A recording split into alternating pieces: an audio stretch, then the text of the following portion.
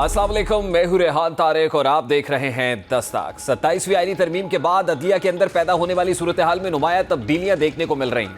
इस तरमीम के नतीजे में वफाकी अदालत के क़याम और सुप्रीम कोर्ट के इख्तियारात में मुमकिन हद तक कमी के हवाले से बाज़ जजेस ने अपने तहफ़्फ़ुज़ात ज़ाहिर किए हैं। कुछ जजेस के ख्याल में सुप्रीम कोर्ट के दायरा इख्तियार और फैसला साजी के अमल पर तरमीम के असरात मुरतब हुए हैं, जिसकी वजह से अदालती इख्तियारात महदूद हुए। इस बहस का अमल और अमली मुजाहिरा इस बात से भी होता है कि चंद आला अदालती जजेस ने इस तनाजुर में अपने इस्तीफे भी दिए, जैसा कि सुप्रीम कोर्ट के दो सीनियर तरीन जजेस जस्टिस मंसूर अली शाह और जस्टिस अतर मिनल्लाह ने अपने ओहदों से दस्तबरदारी इख्तियार की, जबकि लाहौर हाई कोर्ट के जस्टिस शम्स महमूद मिर्जा ने भी इसी बिना पर इस्तीफा दिया। ये इकदाम इस बात का इंदिया देते हैं कि आईनी तरमीम के बाद अदलिया के अंदर इख्तलाफात और इख्तलाफ राय में इजाफा हुआ है, जबकि हुकूमत और बाज़ आईनी माहिरीन के नज़दीक 27वीं आईनी तरमीम ने अदालती ढांचे में एक नया तवाज़ुन पैदा करने की कोशिश की है। लेकिन बाज़ आईन के नज़दीक 27वीं आईनी तरमीम के नफाज के बाद इख्तलाफ राय और जजेस के इस्तीफ़ों के वाक़यात ने अदलिया के अंदर मौजूद पेचीदगियों को उजागर किया है।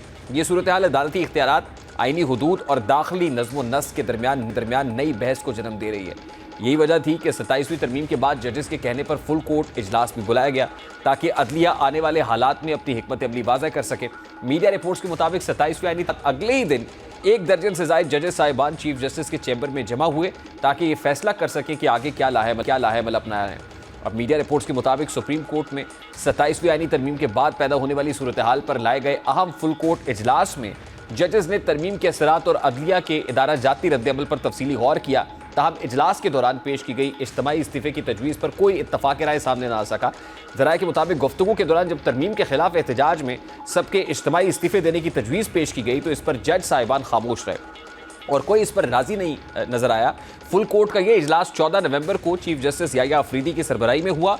उस वक्त 4 जजेस को वफाकी आईनी अदालत में भेजने की तैयारी हो रही थी और ये इजलास 2 जजेस जस्टिस मंसूर अली शाह और जस्टिस अतर मिनल्लाह के इस्तीफ़े के 1 दिन बाद बुलाया गया था।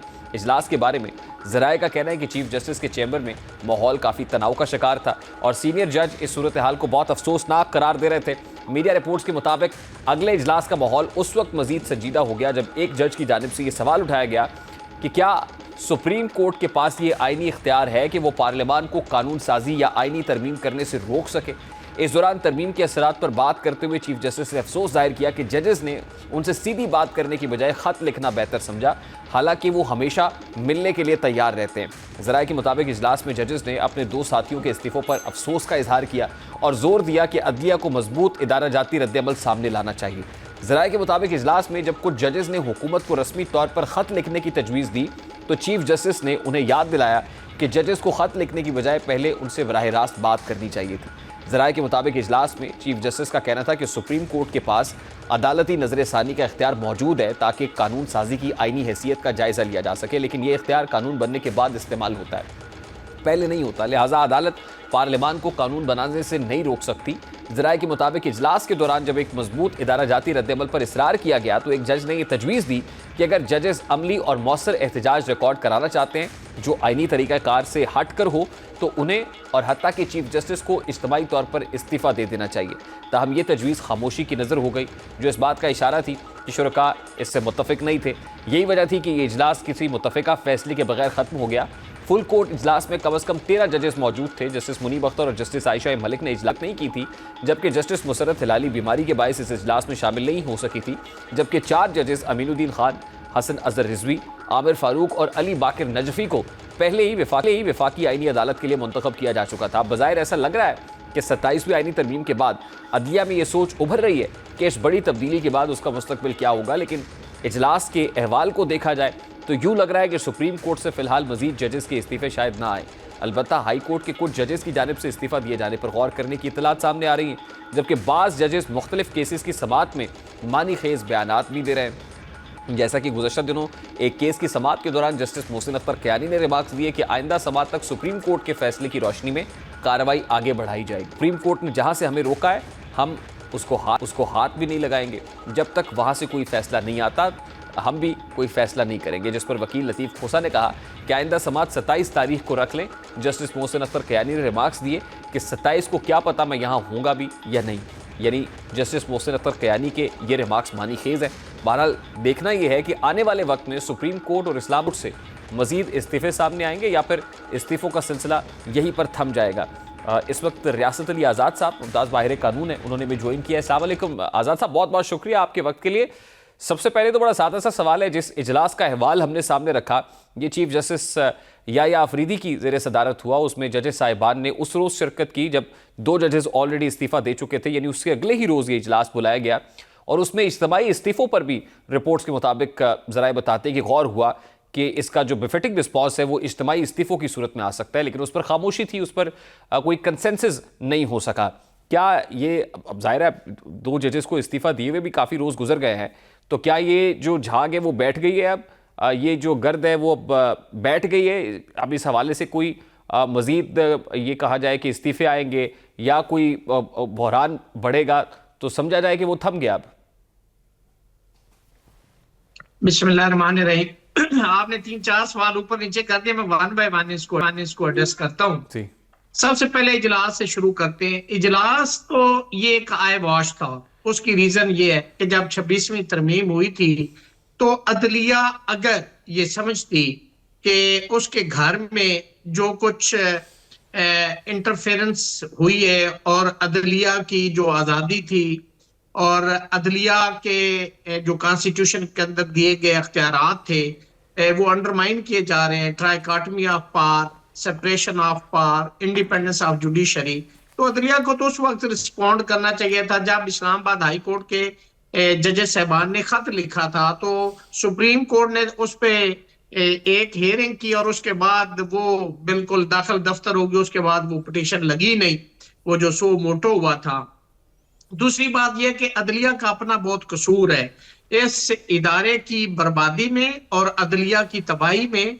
आप या साहब को लेके, फायजीज साहब को लेके आप जाएं तो आपको नजर आएगा। तो मैं समझता हूं कि इसमें अदलिया बजाते खुद भी उसका एक अपना रोल है कि जब वो था आपको कि आपने खड़े होना है, आप उस वक्त लेट गए, तो मैं समझता हूं कि इस वजह से भी अदलिया का नुकसान हुआ। अब अगले सवाल की तरफ आ जाएं। ये जो इजलास था इसके अंदर तो बस ये एक लोगों को दिखावा था, इसमें कुछ भी नहीं होना था, क्योंकि 26वीं तरमीम सुप्रीम कोर्ट में पेंडिंग थी और टेक्निकली वैसे भी जब तक वो डिसाइड ना होती ये 27वीं आ ही नहीं सकती थी। ये भी हो गई, उस पर भी हियरिंग मतलब इन्होंने फिक्स ही नहीं किया। हम मुतालबा करते रहे कि फुल कोर्ट होनी चाहिए। आप एहतजाज और इस्तीफों की बात रहेगी। देखें आज लाहौर में आप देखें तो वकला की एक मैं समझता हूं कि एक जबरदस्त किस्म की वहां पे तादाद थी, एक प्रोटेस्ट था कराची में, हैदराबाद में, सक्खर में, केपी में, तो लोग तो निकल रहे हैं, वकला तो निकल रहे हैं, एक तहरीक की सूरत अख्तियार कर गई है। और आपने देखा वकला एक्शन कमेटी लाहौर में हुई, मैं भी उसमें वीडियो लिंक पे था, तो उसमें जो सारा वो पॉइंट्स दिए गए कि क्या क्या लाए अमल जो है वो मुस्तकबिल में होगा। इंशाल्लाह मुस्तकबिल में एहतजाज भी जोर पकड़ेगा। ये जो जजेस रिजाइन कर गए हैं ये बात को एड्रेस भी करेंगे तो एक मोमेंटम भी होगा। और चूंकि मुल्की हालात ऐसे हैं कि अब तहरीक जरूर होगी, सिविल सोसाइटी भी। आज़ाद साहब, मेरा सवाल ये था कि 2 जजेस के इस्तीफे के बाद आप मजीद इस्तीफे आते हुए देख रहे हैं या आपको लगता है झाग बैठ गई है? मैं यही इसी पे ये लास्ट में आंसर करने लगा था कि इसमें देखें इस्तीफे और आएंगे। अभी चूंकि जैसे हम सुन रहे हैं कि इस्लामाबाद हाई कोर्ट के जजेस को भी ट्रांसफर करने का कोई प्रपोजल है, लाहौर से भी करने का है, तो जो ये इस पे कोई इनिशिएटिव आगे लिया जाएगा तो आपको मजीद इस्तीफे भी आएंगे और सुप्रीम कोर्ट से भी आएंगे। हमारी जो इतलात है, जो मेरी अपनी जो इंफॉर्मेशन है उसके मुताबिक मजीद इस्तीफे आएंगे। नहीं आज़ाद साहब, लेकिन यहाँ पे इंप्रेशन ये है ना कि सुप्रीम कोर्ट ऑफ पाकिस्तान के अपने अंदर विद इन द जजेस और लॉ से भी रिजाइन कर गए। आज़ाद साहब, इंप्रेशन ये है ना कि जजेस के अपने माबैन कोई इत्तेहाद नहीं था, कोई यूनानिमस कोई फैसला नहीं कर सके, और फिर लीगल फ्रेटर्निटी को लेके, वकला को लेके भी यही इंप्रेशन है कि वहां पर भी क्योंकि पॉलिटिकल विंग्स बने हुए हैं, पोलराइजेशन इतनी ज्यादा है कि इत्तेहाद हो ही नहीं सकता है। देखिए यूनानिमिटी के साथ तो रेजिग्नेशन की मैं वो बात नहीं करता, ये तो वो बेहतर समझते हैं, लेकिन यहाँ पे जो वकला है वो तो प्रोटेस्ट कर रहे हैं, सिवाय उन वकला के जिनके जाती मफादात हैं, जो ओहदों की खातर या अपने किसी और मामलात की वजह से मतलब हुकूमत के साथ मिले हुए हैं। जो इंडिपेंडेंट वकला हैं वो इसके बिल्कुल खिलाफ है। पूरे पाकिस्तान में आपको प्रोटेस्ट, आप शायद मीडिया देख रहे हैं या नहीं, आप देखें कराची, सिंध, हैदराबाद, लाहौर, कितने प्रोटेस्ट, कितने लोग बाहर वकला निकले हुए। और क्या ये जिम्मेदारी सिर्फ वकला ही की है, सिविल सोसाइटी की नहीं है, साफियों की नहीं है, डॉक्टर्स की नहीं है, तलबा की नहीं है, मजदूरों की नहीं है, पाकिस्तान के शहरों आजाद की साहब नहीं है, देखिए, ये सबकी जिम्मेदारी है। अब बड़ा सादा सा सवाल है ना सर। अब एक वकला तहरीक की कामयाबी की बात की जाती है जो मुशर्रफ दौर में हुई, और जाहिर है उसमें भी जब तक कोई बैरूनी कुमक नहीं मिलती है, कुछ सपोर्ट नहीं मिलती, तो उसकी सक्सेस के चांसेस तो बड़े कम होते हैं। और अब भी तारीख बताती है कि उस वक्त अगर कामयाबी थी तो उसके पीछे कुछ और पर्दा नशीनों का भी नाम आता है या रीजंस थी।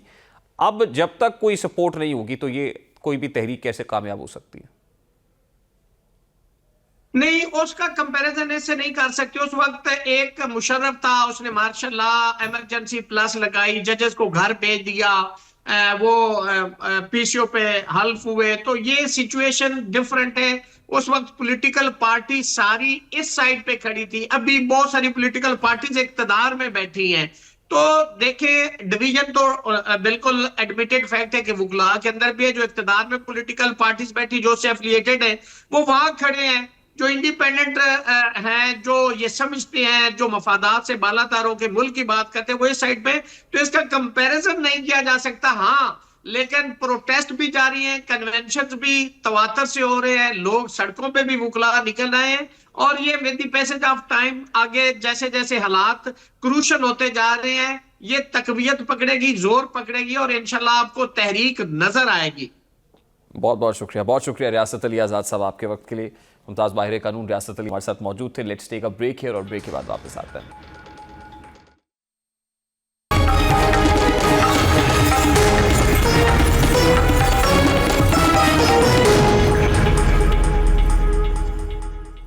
मुल्की माशी बहरान के पस मंजर में IMF की जारी करदा रिपोर्ट एक नहायत अहम और फैसला कुन दस्तावेज बनकर सामने आई है। पाकिस्तान ने IMF के एग्जीक्यूटिव बोर्ड इजलास से पहले बड़ी शर्त पूरी करते हुए इस रिपोर्ट को जारी किया है।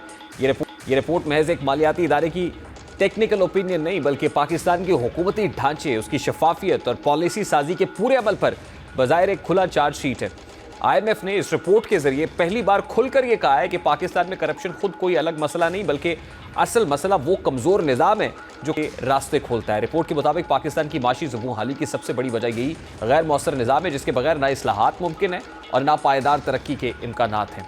इस असेसमेंट की सबसे तवज्जो तलब बात यह है कि IMF ने हुकूमती निज़ाम के अंदर उन खास कमजोरियों को निशाना बनाया है जो दहाइयों से नज़रअंदाज की जा रही थी, जैसा कि सरकारी खरीदारी में दी जाने वाली खुसूसी रियायतें, सरकारी इदारों को बगैर मुकाबले के ठेके देना और बड़े मनसूबों में सियासी मुदाखलत। ये सब करप्शन के मुस्तकिल खतरात पैदा करते हैं। रिपोर्ट में IMF ने यह मुतालबा किया है कि 12 माह के अंदर तमाम सरकारी खरीदारी को मुकम्मल तौर पर ई-गवर्नेंस निज़ाम पर मुंतकिल किया जाए।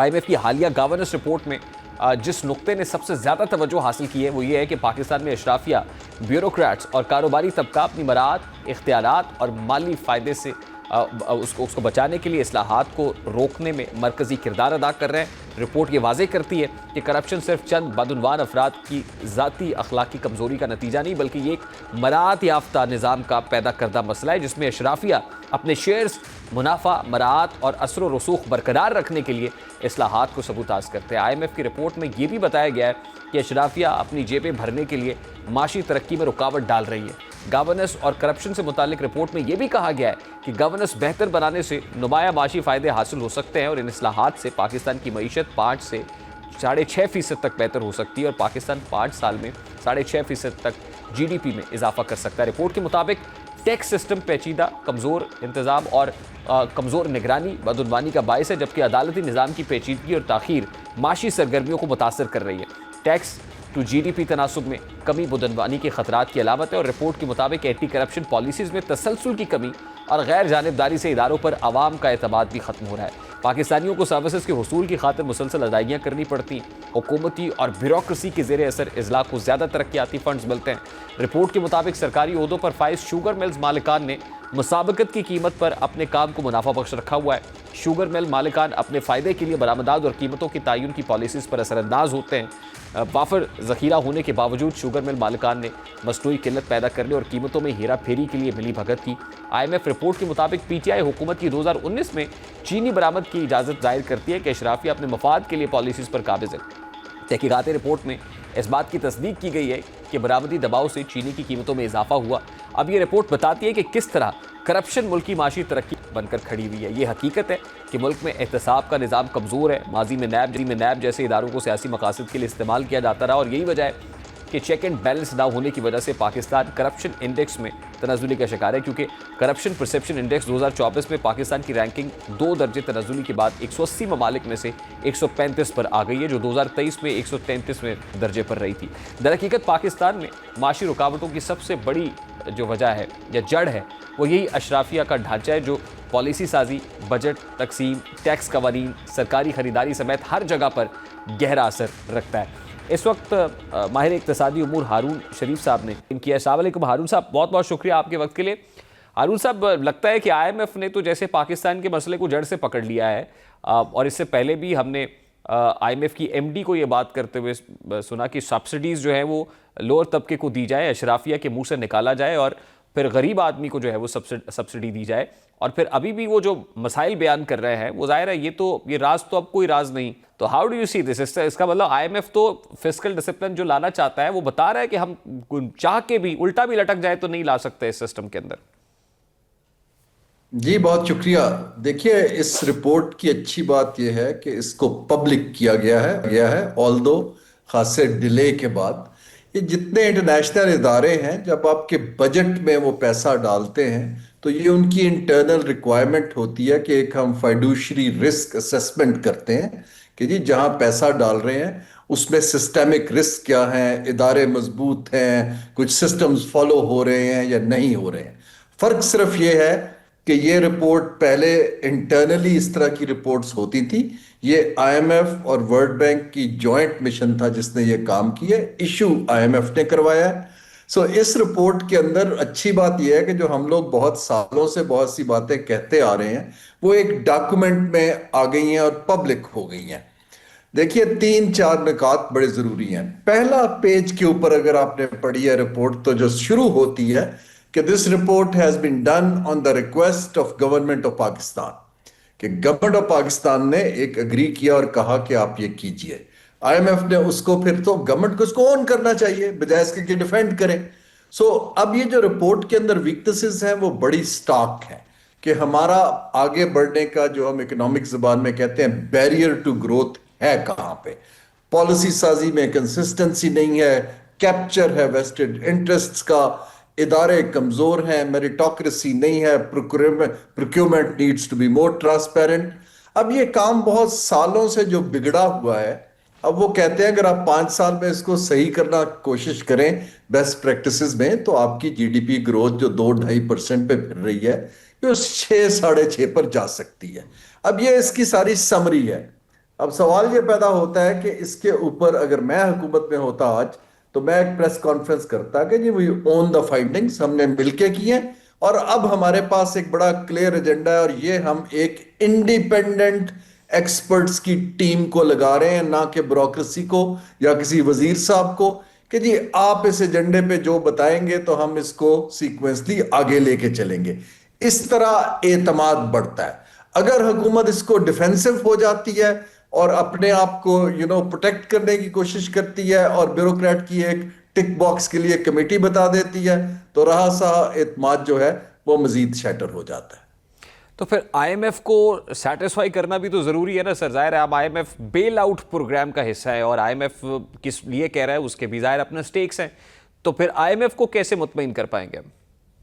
जी देखिए, IMF की अगर आप रिकमेंडेशंस पढ़ें 15 तो उन्होंने टाइम बाउंड इंडिकेटर्स दिए हैं उसके अंदर कि जी आपने रेगुलेटरी इदारों में ये तब्दीली करनी है, FBR में ये करनी है, SCCP में ये करनी है, कंपटीशन कमीशन ने ये काम करना है। तो उन्होंने तो आपको बड़ा क्लियरली एक टाइम बाउंड रोड मैप दिया है। अब वो आपसे वो डिस्कस करेंगे अगले रिव्यू में आप कहां कर रहे हैं। देखिए, IMF को सेटिस्फाई करना एक रिक्वायरमेंट है, लेकिन पाकिस्तान जो कंसिस्टेंटली अपनी इन्वेस्टमेंट टू GDP रेशो में नीचे जा रहा है और हमारी कंपेटिटिवनेस नीचे जा रही है, इन्वेस्टर कॉन्फिडेंस जो है वो रुका हुआ है, बढ़ बिल्कुल नहीं पा रहा।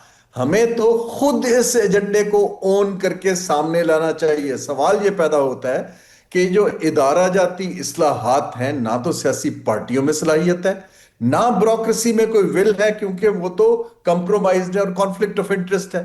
यहां जिसने किया है, चाहे इंडोनेशिया ने किया हो, वियतनाम ने किया हो, चाइना ने किया हो, उन्होंने इसको रेगुलर सिस्टम से इंसुलेट करके इदारों के ऊपर इंडिपेंडेंट हेड लगाए हैं, मेरिट बेस पर हैं, हेड हंटिंग कंपनीज लगाती हैं, हुकूमत का अमल दखल घटाया है कारोबार के अंदर, फिर काम आगे चलना शुरू हुआ है। और ये हमारे पास इस वक्त एशिया की एग्जाम्पल्स मौजूद हैं। लोग लाने पड़ेंगे, स्पेस क्रिएट करनी पड़ेगी। Current system does not have, I am afraid, the capability to take it forward.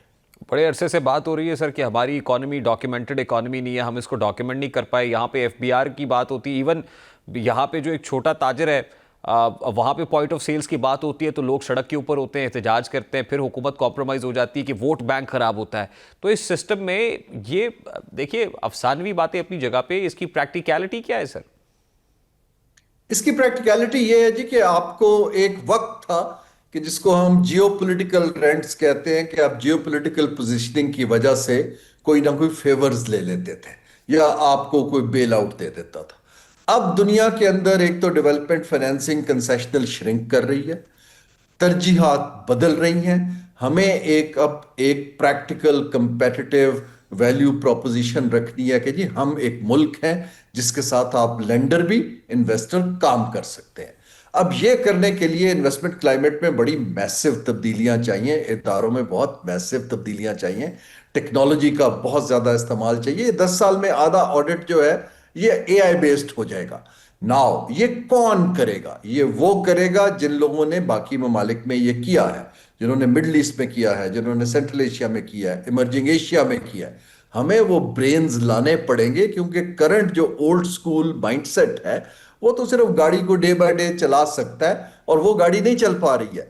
अब ये आपको ये एक शॉक है, ये शॉक का टाइम है जिसमें अगर हम एडजस्ट करना शुरू कर देते हैं तो हम खड़े हो जाएंगे, वरना this can even take us further down. बहुत बहुत शुक्रिया हारून शरीफ साहब आपके वक्त के लिए। और माहिर इक्तिसादी उमूर हारून साहब मौजूद थे। लेट्स टेक अ ब्रेक है और ब्रेक के बाद वापस आते हैं।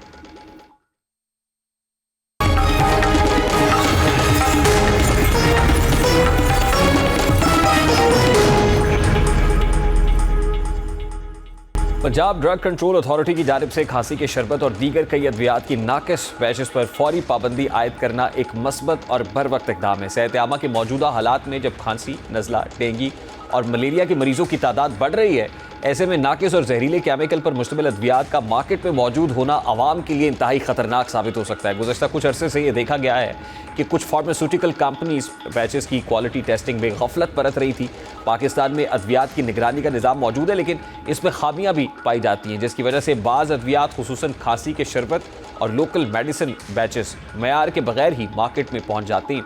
कुछ फैक्ट्रीज खाम माल सस्ता करने के लिए ऐसे केमिकल्स इस्तेमाल करती हैं जो बैनुल अक़वामी मयार के मुताबिक महफूज नहीं होते, और सप्लाई चेन में मुनासिब चेक एंड बैलेंस ना होने की वजह से भी कई नाकिस अद्वियात फार्मेसीज तक पहुंच जाती हैं। नतीजतन मरीज इन अद्वियात को इस्तेमाल करके बीमारी में कमी की बजाय मजीद पेचीदगियों का शिकार हो जाते हैं, जैसा कि एरिकॉफ कफ सिरप, जिसको ख़तरनाक करार दिया गया है क्योंकि इसमें मुज़िर सेहत केमिकल की मिकदार हद से ज़्यादा पाई गई।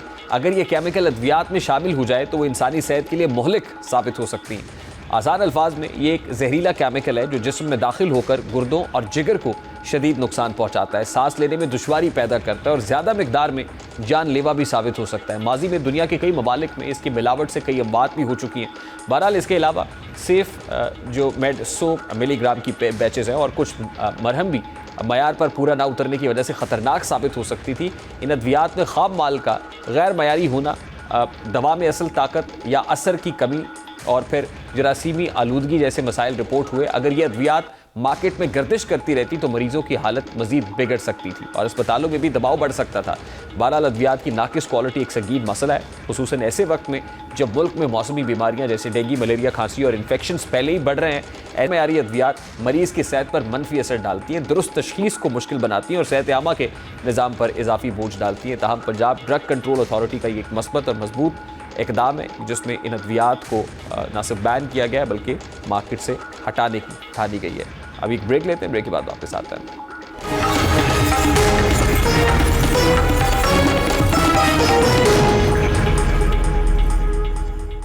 नेपाल में कॉन्सर्ट के दौरान भारतीय परचम लहराने का वाकया मारूफ रैपर तलहा अंजुम के तनाज़े का बड़ा सबब बना, जिसने सोशल मीडिया पर शदीद रद्द-ए-अमल पैदा किया। इब्तदाई तौर पर तलहा अंजुम ने इस अमल पर माजरत करने की बजाय इसे कॉन्सर्ट का हिस्सा और फनकाराना इजहार करार देकर इससे पहलू तही करना चाहिए, इस पर दिफा किया, जिससे सूरत हाल मजीद बिगड़ गई। उन्होंने अपने इब्तदाई बयानात में यह तासुर देने की कोशिश की कि वो सियासत से बालातर होकर सिर्फ मौसीकी और फ़न के ज़रिए परफॉर्म करते हैं, इसलिए परचम लहराने की कोई संजीदा या हसास उसको मामला नहीं समझना चाहिए। लेकिन पाकिस्तान और भारत के हसास ताल्लुकात और ख़ास तौर पर भारत की पाकिस्तान में अपनी प्रॉक्सीज़ के ज़रिए दहशतगर्दी की हालिया कार्रवाई ने यह साबित किया कि भारत पाकिस्तान के खिलाफ साजिशें करने से बाज नहीं आ सकता। यही वजह थी कि पाकिस्तानी अवाम की जानिब से यह सवाल उठाया गया कि एक पाकिस्तानी फनकार ने बैरून मुल्क भारतीय परचम क्यों उठाया।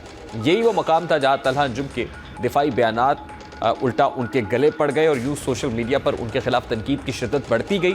जब रद्द-ए-अमल हद से ज़्यादा बढ़ने लगा और मारूफ शख्सियात ने भी इस पर आवाज़ उठाई और शायकीन की जानिब से बायकॉट की धमकियाँ बढ़ने लगी, तो तलहा अंजुम के लिए दिफाई पोजीशन बरकरार रखना मुमकिन न रहा।